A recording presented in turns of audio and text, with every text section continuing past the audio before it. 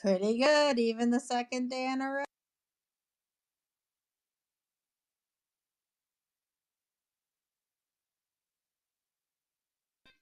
You've seen the show before, right? Yeah, I've watched it before, and then I watched it last night. I just Yeah, came to because enjoy I it. would. Oh, that's very nice. We're very glad to have you, as we are very glad to have everybody else. I was just curious to know if it changed for you having seen it yesterday and having watched it again today. But since you've seen it before, probably not. Not much. I mean, I learned some new things yesterday while watching it with our guest Stephanie and talking about some of the stuff, like talking about where that deli was, that the stage deli, that the stand-in restaurant for the stage deli and stuff like that. But um, no, it's mostly kind of the same. I watched it a really long time ago though, so this is like the first rewatch in a really long time. It's just been fun to rewatch it again. I still tend to like the same characters. And I love Rose in this episode.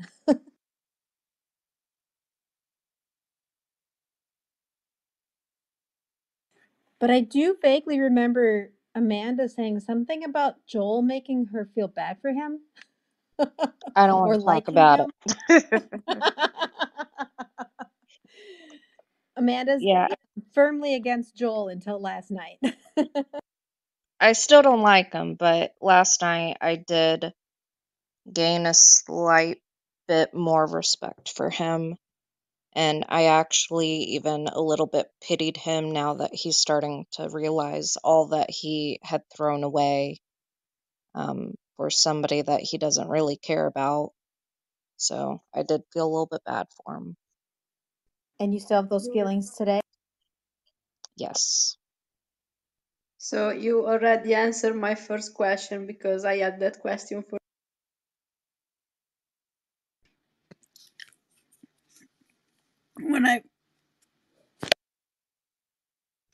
When I rewatched this last night too, I had forgotten all about that scene when he was a little boy, and his father was talking to him after his bar mitzvah, and I'd forgotten that kind of sweet moment that they had, and and then when he comes back to living with his father in the same room, I'm like, oh my god, his mother is just like so over the top, like treating him like he's still 12 years old or 13 years old. I forgot that moment because it's been so long since I've rewatched.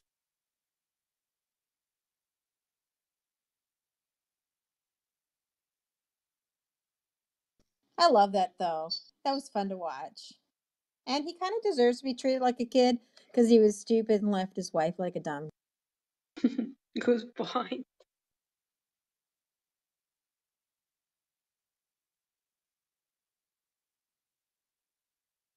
What do you guys think, Samantha and Sarah? Is it like translating well for you guys? Yes, well, I don't have much knowledge of the Jewish culture and of the New Yorker culture, but yeah, the show is very, very enjoyable. And luckily we have so many people to help us navigate the show, so that's really great. I was going to say the same thing. It's getting better and better every week because you have so many interesting things to share with us that, yeah, watching it with you makes it richer in a way. Well, you have Diana and Nancy here as the New York and the Jewish family experts going on down there. They have actually like enhanced this for me in that way too, with the stuff that the background or the knowledge that they kind of share relating to things in the show to the actual city and the actual culture. I was just thinking about this last night, but you know, the show is so it's very New York in a way that feels um Like it's a almost like it's a it's character. yeah, but like it what I mean is like it doesn't feel like I'm watching a TV show from another, I don't know, like what's the word? I'm trying to describe it. It feels so familiar that I don't notice, if that makes sense. Like I don't notice a lot of the things that make it very New York because it just feels very homey to me, and so when I watched it the first time around, I didn't really have a huge appreciation for that because it just felt like I was watching, you know, just something that just could happen outside, like, and so there's a lot of nuance that is, just even like if she talks about a train or she talks about like just certain things that just like feel very natural to me specifically. Um and it wasn't until this watch with all of you that like I actually started noticing things that like I might know about but like other people might not know about. It's kind of like, I don't know, it's kind of like listening to your favorite band or something, and then you bring a friend who's never heard the band before, and you're like, oh, and you just kind of have to take yourself out of it for a second to like, you know to appreciate that the people there like might not know all the things, and so for me it's just kind of interesting because so much of this show is just so normal New York to me, and it's funny in that way. And it is also fantastical in that, it looks really clean and it's super colorful and like, it's just sort of a jazzed up version of New York City. It's like an idealized version of New York City. It feels like a musical, and like, it's like it's not that clean and it's not that pretty, and it definitely wasn't in the 1950s, but like it just kind of it feels really homey, and it also feels like a dream version of my home, which like it's all very interesting to me like as I'm watching. So I like sharing, but I also am like, I don't know, I'm getting something out of it that like I didn't realize the first time around because it felt so familiar. I agree with you, Diana, because even though I don't live in New York currently, and I haven't lived in New York in decades at this moment, but I do remember it as my childhood. So it's just like, and I remember going to these places that, or seeing these places. So it's kind of like, it feels like home, but it's not, and it's just like, and it's different in a way that I'm watching New York instead, like through like Seinfeld, Mad About You, and all of these shows that also take place in New York. It feels very different than watching that New York. Does that make sense? Yeah, it does. It's just kind of it's fun because it's like, oh, that's about where I live, but it's, so there're just certain parts of it that just feel so like, of course, and actually like when I watch Friends too, like obviously Friends is so fantastical, like, I mean, no one lives in an apartment like that, like all that Right. stuff, but there are definitely moments and nuances that are like, oh yeah, that's totally what happens, and it's just really that's Exactly. And like the Maisel, even though like I don't really know people who live like that, but those remind me of the apartments that my aunt lived in, my grandmother lived in. And so it's just like I kind of, okay, yes, I can see that happening, and I've been in apartments like that. So it's just like, but nowadays they don't live like that. And definitely when Friends was taking place, no, how can they afford that? Absolutely. I mean, even it's funny, even I mean, this is a super nuance if you don't live here, but like I'm from Queens, which is not Manhattan. It's a very different place.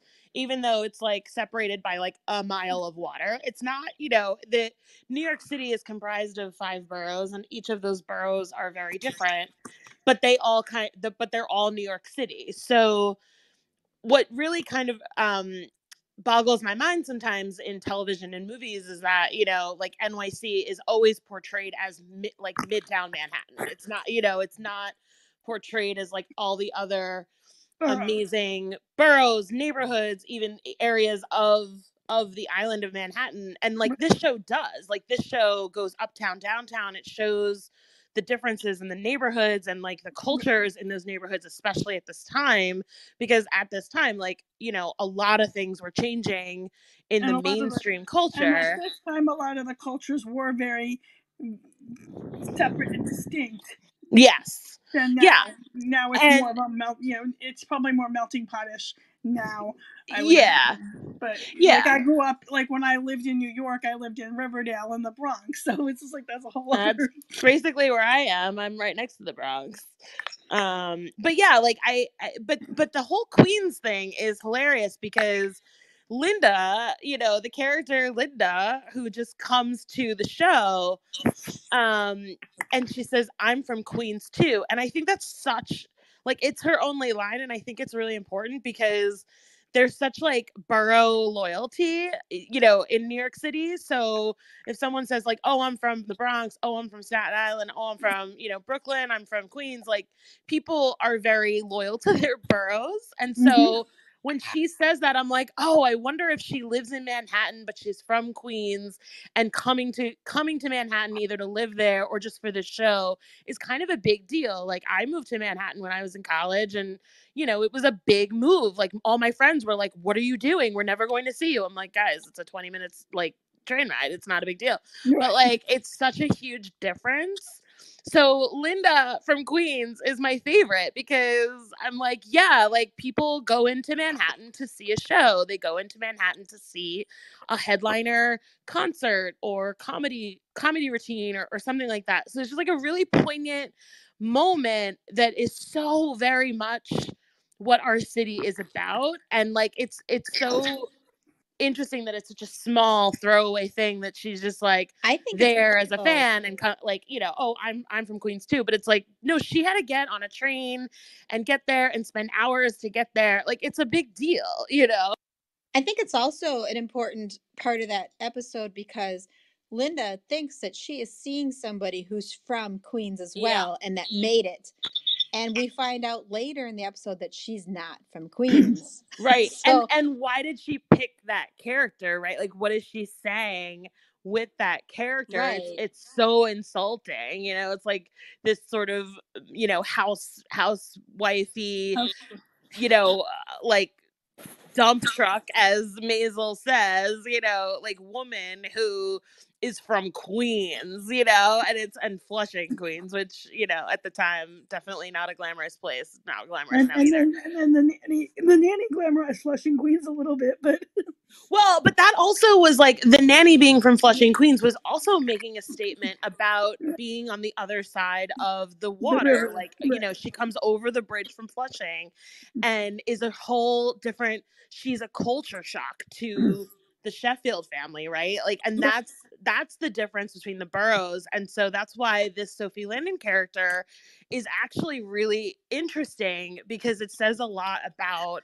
borough loyalty and like how the boroughs are all identified, especially in this time and even now. Yeah, and we didn't really talk about that last night that I remember about the fact that Linda's character came across to see somebody who she thought really made it out of Queens. And then we find out later that she's not from Queens. And do you think Linda would be disappointed that Sophie really isn't from Queens? Do you think she would feel Yeah. I insulted? I do because Sophie Lennon is a working class, like, you don't really know, we don't know from the set of like more about her backstory, but you can see that she's kind of had a tough life and she's joking about it. And, very much in the same way that Midge Maisel in the first episode is like ranting about like she shows up on stage disheveled and, drunk and like, all that stuff. And Sophie Lennon's kind of got that going on, where it's entertainment, that sort of disheveled, like messy, lower class esque, is a form of entertainment. And there's something about that. And like I think there has to be for Linda and for the audience, there has to be some level of like, okay, this is a performance because if she was selling out this theater, she definitely wouldn't look like that. But I think there's that like suspension of disbelief that like, oh yeah, that person, especially with comedy, because I feel this all the time when I watch stand-up comedians. I feel like I know their lives because they seem to be talking about it, but I don't know how much is true and how much is like, they've finessed for a set or they've even just straight made up. And it could go either way. So it's interesting because yeah, I feel like Sophie has created a character that is dumpy that is a punchline, and she's using it to her advantage.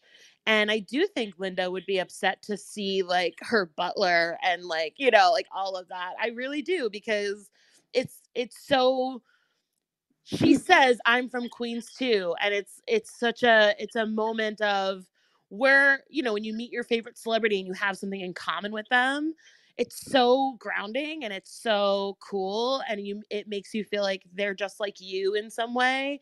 And that's like the exact thing that is not true. And so yeah, I absolutely feel that that Linda would be highly disappointed and at least feel lied to. Yeah. And Well, Sophie took great pains also in making her stage presence. Like she had all those backdrops of the kitchen and or whatever was in her on her stage thing. So she took great presence of mind to create that whole thing, and to find out that, hey, I'm not really like that. It's like, I think Linda would, yes, be totally like, yeah, hey, it's wait, what 100% is. character. There's no reality in Sophie, in this version of Sophie, because and that's one of the things that I kind of find interesting about that scene where Midge finds out what Sophie's really like.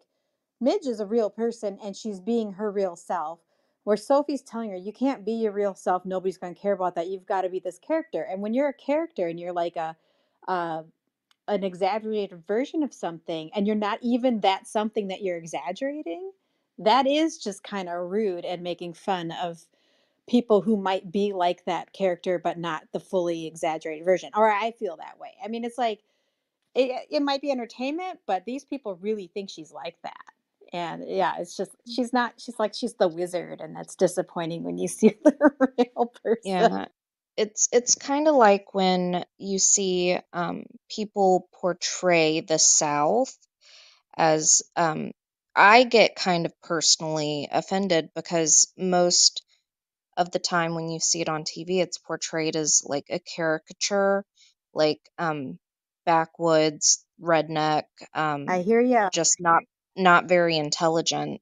They do that with Um, Minnesotans and their accents. I mean, the yeah. Minnesota girls, whatever. But what I find fascinating about this topic is that Linda wasn't on the screen for very long, but this entire conversation has made me view the character in a completely different way. And I actually legitimately feel bad for her, thinking that she met her hero and then she's going to find out that her hero's not who she thought she was. Like, that there's something very, very sad about that. So this conversation's actually hit me in the feels. Like, Aw. I actually feel really bad for her now. Even though she wasn't on screen for that long, now I'm like, I want to know more about her, and I want to comfort her when she learns all of that she's going to learn about Sophie. Like, I feel really bad for her. Well, it also, I mean, this whole show brings into question, performance, especially as it relates to stand-up comedy, and like where the line is between reality and performance. And for comedy, it's a little bit more blurred than in other disciplines, because you're pulling from your life. I mean, I suppose writers of movies and television are also pulling tidbits from their own life to create fiction.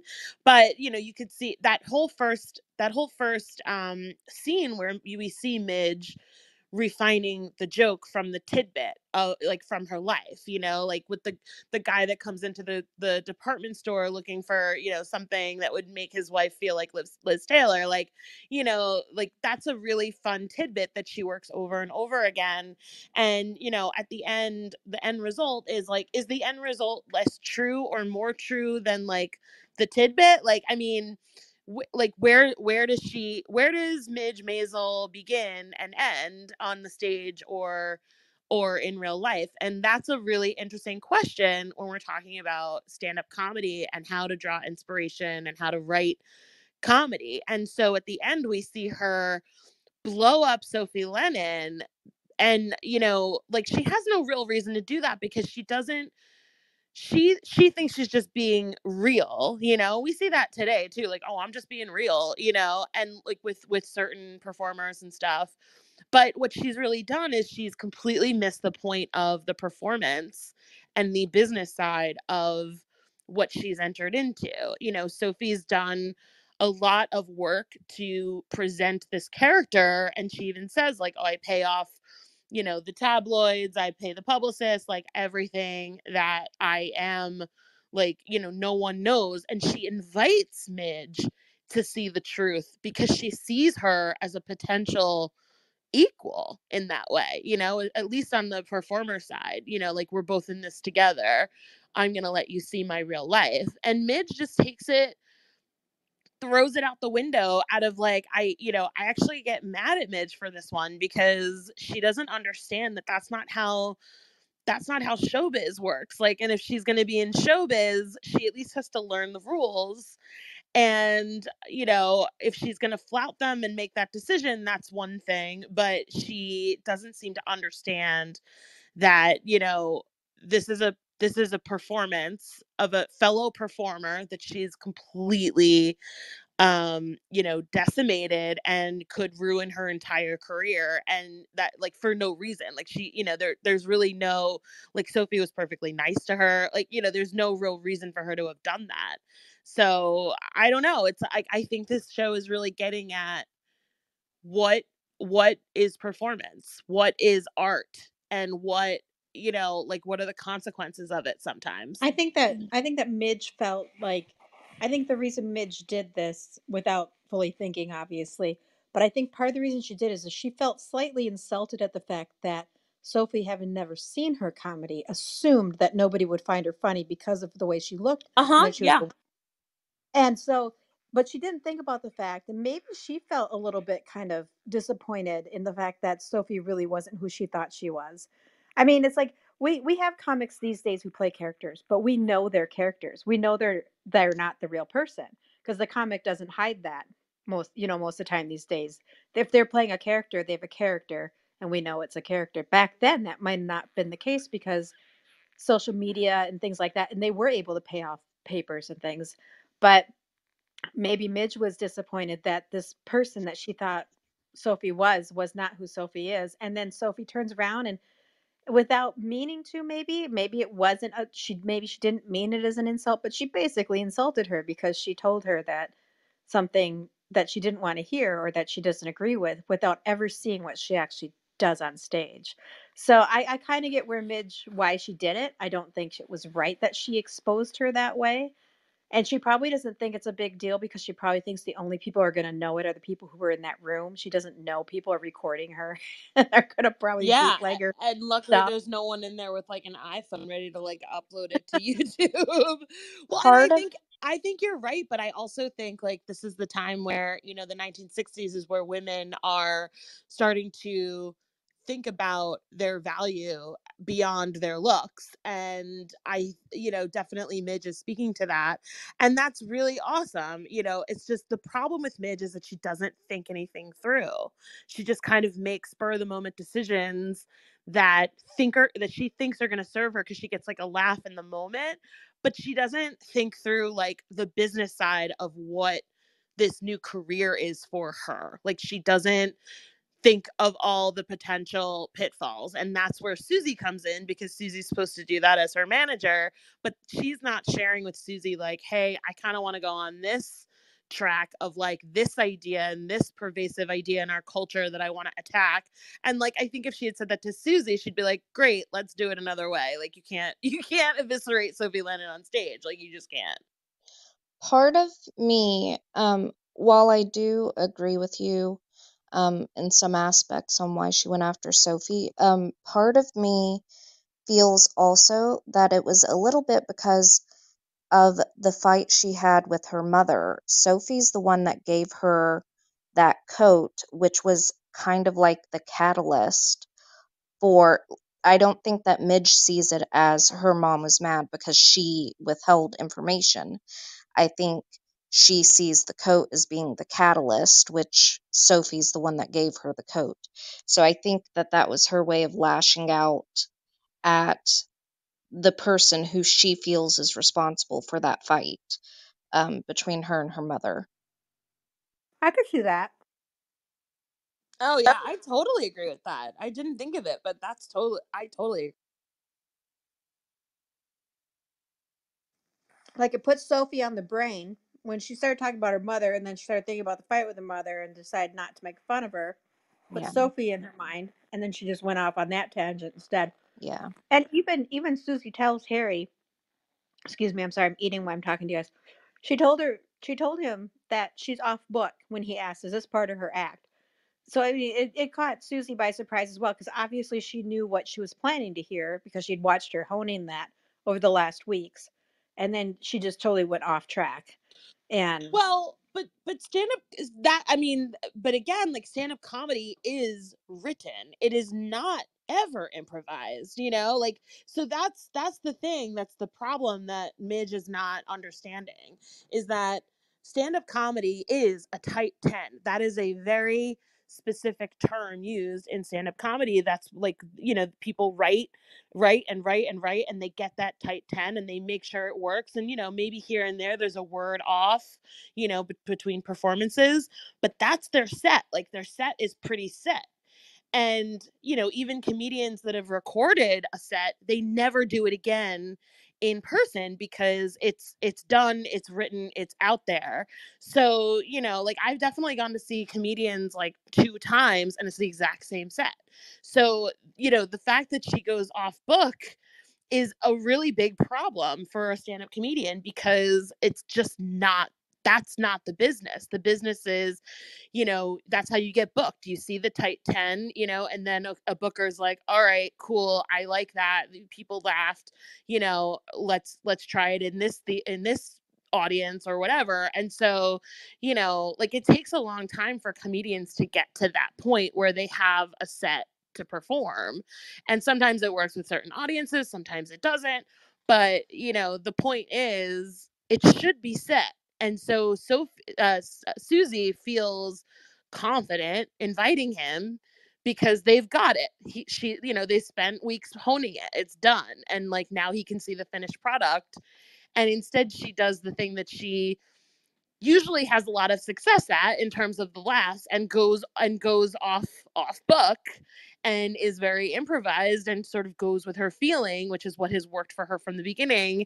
And you know, she kills, but she also like kills her chance at opening for Sophie Lennon, which would be a huge opportunity for her to become pretty and she famous. knew Harry was going to be there because Sophie told her good luck in Friday. Exactly. She said, "Oh, tell him I said hi," like, you know, whatever. Right. And I've seen comics do their work. I've been to a couple of shows. The most recent one was Mark Maron when he came to town to do some stuff just right around the time of the beginning of the pandemic, or maybe it was last summer during the lull of the pandemic. But anyway, and it's very interesting to watch them do it because they literally, like, if they announce that that's what they're doing, like he told the club, "I'm coming here to work on material," and so people that bought tickets knew he was coming to work on material. So he's working through things, and sometimes he would stop, and then he would like actually get feedback and continue on. And it's really interesting to see the process. And then he did it in a special, and then you could watch it on the special. So like if I wanted to see this thing I saw him working on, I could see the special he did, kind of thing. And I totally get what you're saying. It's cool, but yeah, Midge obviously doesn't get that at all. And a little bit of that is on Susie, even though she tries to rein Midge in. I don't think she's experienced enough to have fully explained how that part of the business works, or she hasn't taken the time to explain it to Midge. She just is kind of going with the flow and just trying to keep Midge happy. And I think that's kind of against her management skills or what she's trying to do. It's her own downfall in that way Right. Well, by no, not. of course not. Like when she first sees Midge come into the club, she thinks it's an act, right? Like she's like, "Oh, let's work on your act. Like, how did, you know, that was your act?" And she's like, "What do you mean my act? Like, I was a drunken raving mess, you know, like that." You know, Susie always sees it as an act. So you're right. She's coming to Midge almost they're almost speaking different languages, that Midge is kind of like, what do you mean? Like, I'm just being myself. And she's like, no, no, no, this is your art, you know? And so it's the separation of those two ideas that have to like kind of they have to come into the middle to, you know, make sure it'll work and that they could both make some money off of it. But like, it's really interesting. Like, you know, Susie has never explained it to her because she first met Midge Maisel thinking that she knew the you know, like how it works, and because she assumed what she was doing was an act. Right. So yeah. The inexperience in both of them shows in that way, which is part of what makes the drama of the show so good. I was gonna say earlier though, when you're talking about New York, to me, New York is like another character in the show when I'm watching this. Just little things here and there, and the way they talk about it, and the different areas. But me not being from New York, I would feel that way probably more than you and Nancy. It's like this whole like other thing. Well, I agree with that. I think it definitely is. And, you know, because, you know, a lot of these things that happen probably couldn't happen in a different city, you know, like, um, or they'd be different, you know, the apartment being one of them, you know, the fact that, you know, there's this upstairs, downstairs, like apartment situation, you know, I guess like people live next door to each other, you know, with their in-laws and that type of thing. But there's such an intimacy to like, you know, just having to take the elevator up one floor, you know, to see your parents, kind of interesting. I think Well, the club kind of, atmosphere, like that's really specific to New York. yeah, like in Minneapolis, we have multiple comedy clubs, but the main club, like a couple, the one that's a true comedy club is downtown. But there's other places that have comedy around here, or they use the theaters, but it's not like different boroughs. We have like Minneapolis and we have St. Paul, so you have downtown and uptown, but they're so close together. They're just still people just call it Minneapolis. But so to me, it's like New York is a character because you have these different areas that are very unique to each other and stuff like that, or unique from each other, I should say. And it's just yeah, because you guys have the uptown clubs, the downtown clubs, the Broadway, and all that kind of stuff. And here, downtown is downtown. You got your comedy clubs, your theaters, your music venues, and then you have the stuff that's out in the outer areas, but they're not really referred to as specific areas so much. Do you know what I mean? Yeah, It's just you're either Louis or you're in St. Paul. I think so because my son went to school in St. Paul, and it didn't feel like a city to. First of all, it didn't even feel like a city to me. Well, Um, St. Paul is smaller than Minneapolis City, right, and it's more like it almost feels like a suburb when even when you're downtown because of the right. It felt more like a larger suburb to me. yeah. And But like I it's guess because growing up in New York with New York as my playground, so to speak, I can't anything. Nothing is a city except for New York. yeah, where I live, the Twin Cities is much smaller than New York and even like Chicago and other places. But like here, St. Paul would maybe be Queens to Manhattan in that way. Like they're across the river from each other and they're very different from each other. But it's basically how it is. It's not New York is like this. I don't know. It's great. I love New York, but it's definitely like a whole character compared to a lot of cities.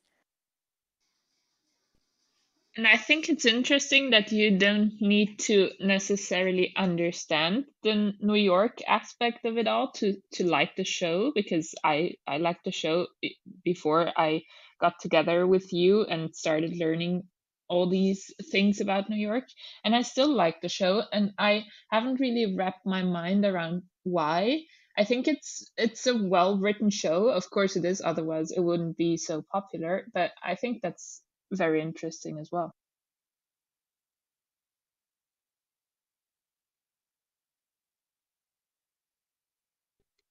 Can I add something to the disappointing that we spoke before, like when Linda was disappointed and we were wondering how people would be disappointed from knowing that that was just an act? Yeah.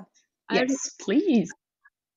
I remember this fun fact that a few years ago there was a little scandal here around a TV show that it's a reality show. It's something like maybe you have The Bachelor, The Bachelorette, that kind of show. But it's a show that is followed mainly by grandmothers and older people.